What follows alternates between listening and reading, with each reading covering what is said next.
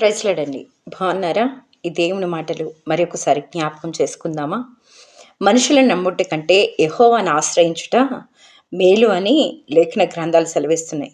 ఈరోజు ఎవరిని ఆశ్రయించుకొని ప్రార్థన చేస్తున్నావు? నీవు సమస్యల్లో ఉన్నప్పుడు, వేదనలో ఉన్నప్పుడు, అప్పుల సమస్యలో ఉన్నప్పుడు, అనారోగ్య సమస్యలో ఉన్నప్పుడు, బిడ్డలకు సమస్య వచ్చినప్పుడు, కుటుంబంలో సమస్యలు ఎదురైనప్పుడు ఎవరిని ఆశ్రయిస్తున్నావు ఈ దినాన? నీవు ఎప్పుడైతే నువ్వు మోకరించి ప్రార్థన చేసినప్పుడు దేవుడు గొప్ప విజయాలు నీ జీవితంలో నిశ్చయముగా జరిగించబోతున్నాడు. ప్రతి విషయంలో కూడా నువ్వు మనుషులను ఆధారం చేసుకోకుండా, మనుషులను నమ్ముకంటే కంటే, రాజులను నమ్ముకంటే కంటే యెహోవాను ఆశ్రయించుట మేలని అంటుంది. యెహోవాను ఎప్పుడైతే నువ్వు ప్రార్థన చేస్తావో, మత్తయి 7:7 ఇలా ఉంది, రహస్యమందున్న నువ్వు వెళ్ళి తలుపులు వేసుకొని ప్రార్థన చేసినప్పుడు రహస్యమందున చూచుచున్న నీ తండ్రి నీ ప్రార్థనకి జవాబునిస్తాడు. నువ్వు ఎప్పుడైతే మోకాల నుంచి ప్రార్థన చేస్తావో, దేవుడి మీద విశ్వాసం ఉంచి ఎప్పుడైతే నువ్వు ప్రార్థన చేస్తావో, యెహోషువ ప్రార్థన చేస్తాడు.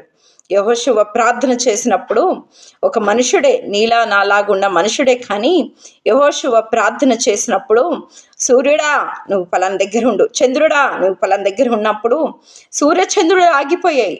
కానీ అతను ఎలాంటి వాడు?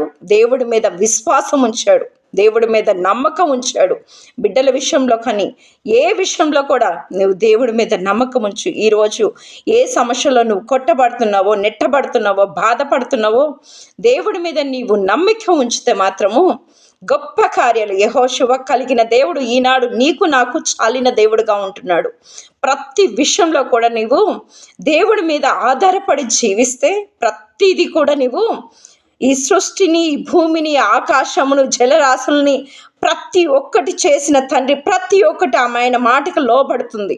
ఈనాడు ఆయన రూపంగా చేసుకున్న నేను నీవు మాత్రము ఆయన మాటకు లోబడుతున్నామా? ప్రతి విషయంలో ప్రార్థనలో ఏ విషయంలో నీవు లోబడకుండా మనుషుల వైపు చూస్తూ కృంగిపోతూ వేదన పడుతూ ఉంటే ఏ రోజు కూడా నీ సమస్యలు నువ్వు జయించలేవు.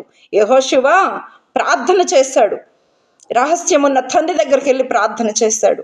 గొప్ప విజయాన్ని ఇశ్రాయేలు ప్రజలు చేకూర్చుకున్నాడు. నువ్వు ఏ సమస్యలో బాధపడుతున్నావో ప్రతి విషయంలో నువ్వు జయాన్ని పొందుకోవాలంటే, అపజయాన్ని విడిచిపెట్టి జయాన్ని నువ్వు విశ్వసించాలంటే, నలుగురి మధ్య నువ్వు నవ్వుల పాల్పడుతున్నావా? ప్రతి విషయంలో నువ్వు తల ఎత్తుకునే రాలిగా సంతోషంగా నీ జీవితం నడవాలంటే నువ్వు దేవుని ఆశ్రయించుట మాత్రమే జరుగుతుంది. కాబట్టి ప్రతి విషయంలో బలవంతుడైన, శక్తిమంతుడైన, ఆశ్చర్యకరంగా మన జీవితాలు మార్చబోయే మన తండ్రి నువ్వు ఎప్పుడైతే ప్రార్థన చేసి వేడుకుంటావో